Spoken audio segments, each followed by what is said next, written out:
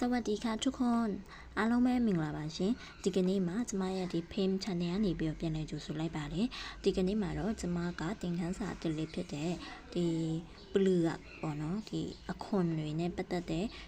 သင်ခန်းစာကိုလာတင်ပြီးတော့မှာပေါ့နော်ပလူကဆိုတာကဒီမျိုးလိမ္မော်ဒီအခွန်တို့ငပြောဒီအခွန်တို့ခယူခွန်တို့ကိုခေါ်တာပါရှင်ပလူကส้มဆိုတာကလိမ္မော်ခွန်ကိုပြောတာပါပလူကဆိုတာကအခွန်ပေါ့နော်ส้มဆိုတာကတော့လိမ္မော်တီကိုပြောတာပါပလူကကိုစလုံးပေါင်းကြည့်မယ်နော်ပေါ်လော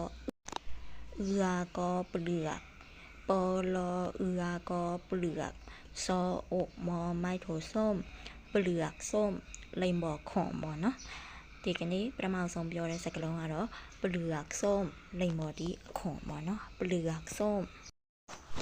နောက်တစ်လုံးကတော့ပလူကหมักม่วงเปลือกหมักม่วงဆိုတာက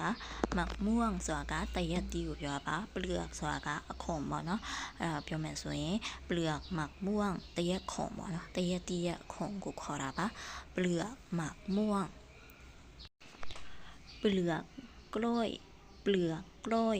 กล้วยဆိုတာကငပြောတီးကိုပြောပါเปลือกกล้วยကိုယ်လို့ခေါ်ကြတာလေနော်ဒီလိုဆိုမှဆိုရင်အခုကတော့เปลือกกล้วยဆိုတာကငပြောတီးရဲ့အခွန်ကိုခေါ်တာပါဒီကနေ့ရဲ့နောက်ဆုံးတစ်လုံးလေးရဆိုရင်တော့ပလူကဟော်ဆိုတာကဒီခယူခွန်ပြောပါတော့ဟော်ဆိုတာကခယူကိုခေါ်တာပါပလူကဟော်ဆိုတာကတော့ခယူခွန်ပေါ့နော်ပလူကဟော်ပလူကဟော်ဒီဗီဒီယိုလေးကိုယခုလိုကြည့်ရှုပေးအားပေးတဲ့အတွက်ကြောင့်မို့အားလုံးကျေးဇူးတင်ပါတယ်ရှင်လိုအပ်တာလေးရှိရင်လည်းကွန်မန့်မှာရေးပေးခဲ့လို့ရပါတယ်